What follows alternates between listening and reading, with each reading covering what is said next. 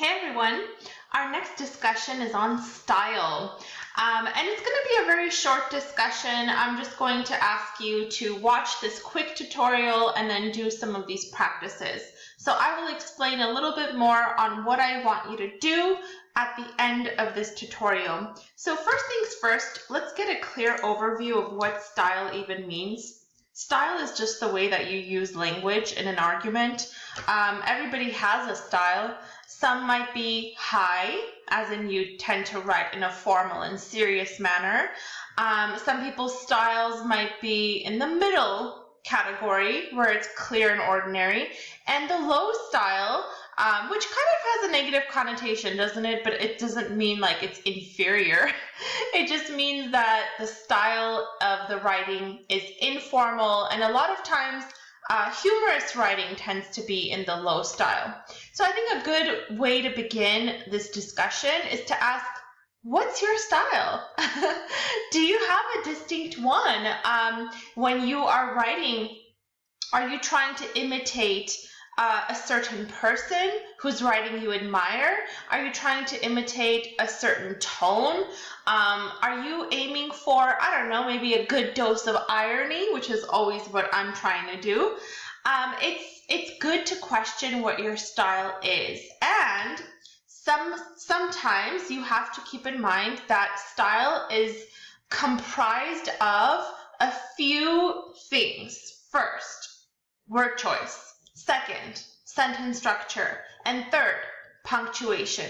Now, I just want to clarify that your style develops after you kind of master your grammar, because sometimes the word choice and the syntax and the punctuation, they can be kind of they can miss the mark of style if you don't know the grammatical rule. But if you do know the grammatical rule, then you can always put your own little voice inside. So let me just give you a few examples.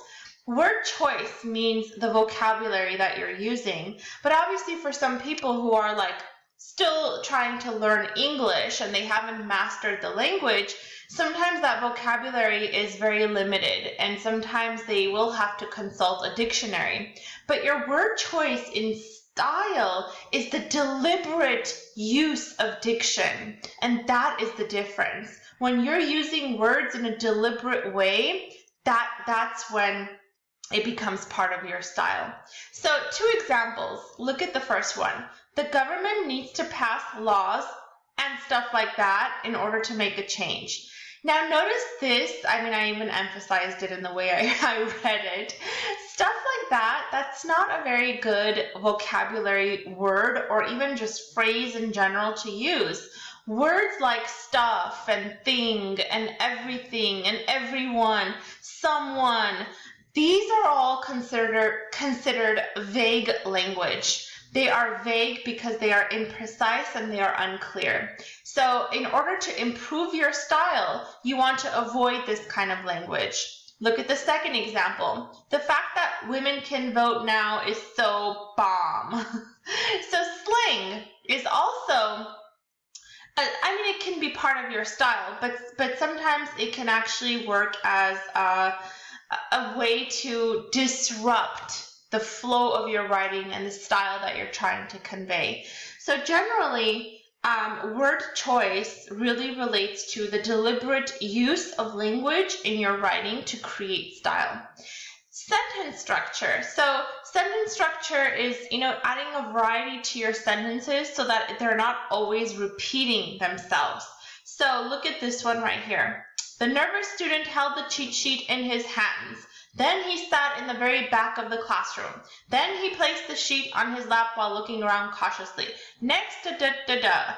Next, da-da-da-da. Do you guys see how, I could just stop reading right now and take a nap. The writing becomes so dreadfully boring, and that's because there is no variation in the syntax. And that kind of variation is exactly what creates a strong style. And finally, punctuation. You have to know where to put a period so then you can mess it up and put it wherever you want. I didn't know this. My creative writing teacher told me that fragments are not good when you don't know the rule. But when you do know the rule, a fragment in your writing can create a dramatic effect. I mean, isn't that just contradictory and weird? But it's nonetheless true.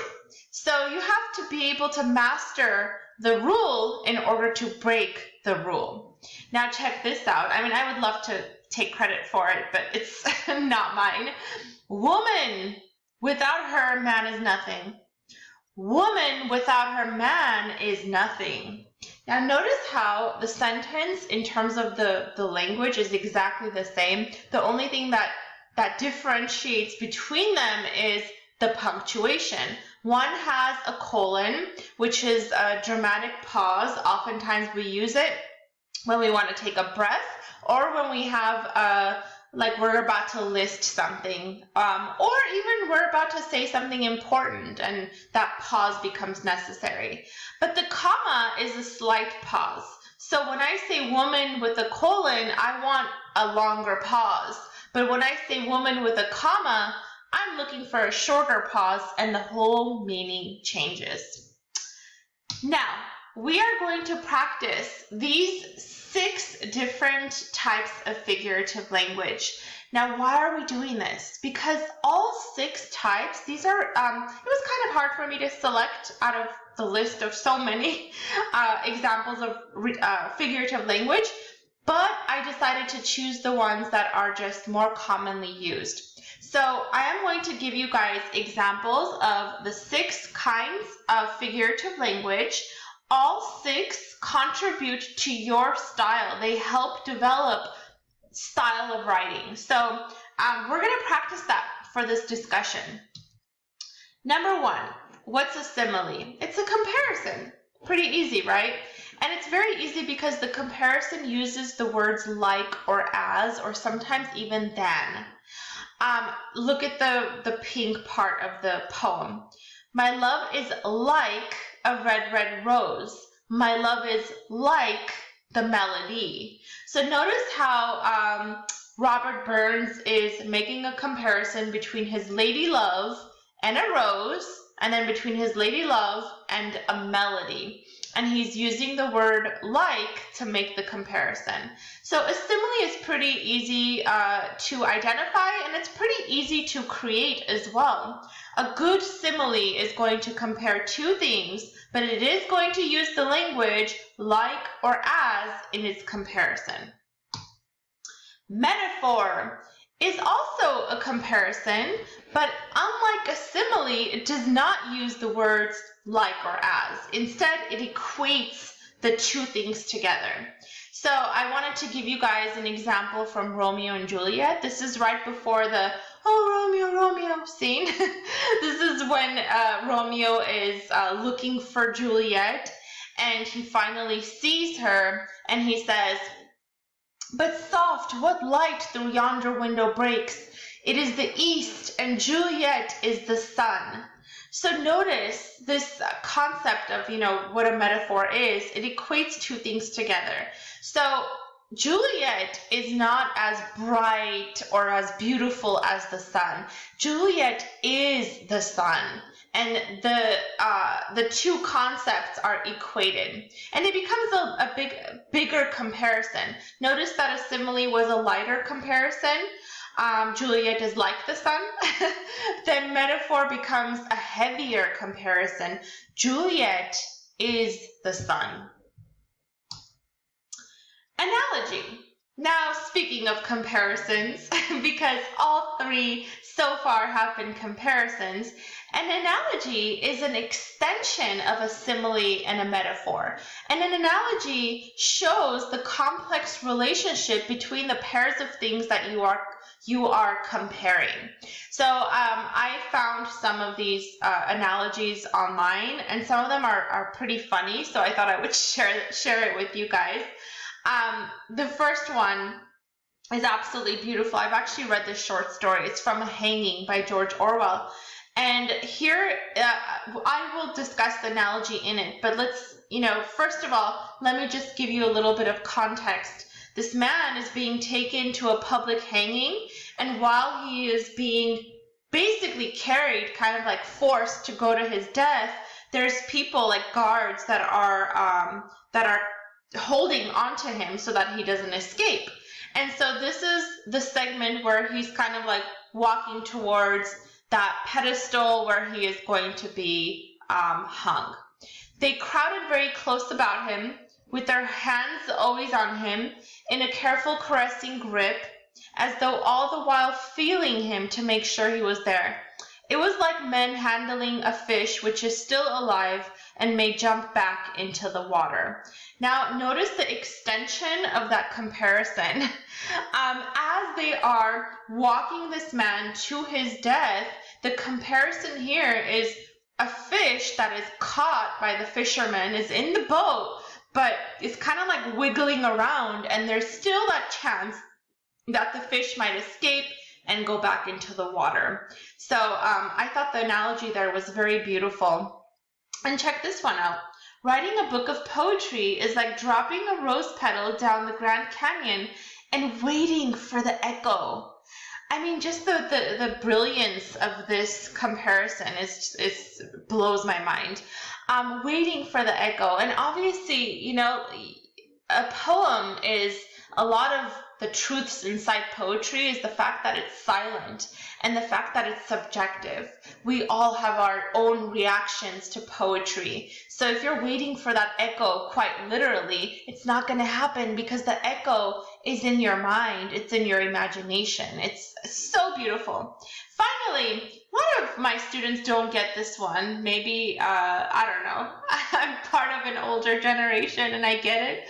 Dumb, gorgeous people should not be allowed to use literature when competing in the pickup pool. It's like bald people wearing hats. So both ends up being a deception.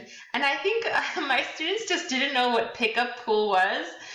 So, you know, people who come up to you and they have pickup lines like, "Oh, are you tired? Because you've been running through my mind all day." Oh my God, that's so lame. I'm sorry. But I think you understand the idea behind it. So basically, the comparison is dumb people using literature to seem smart is like the same thing as bald people wearing hats. And so both ends up being a deception. I thought it was funny.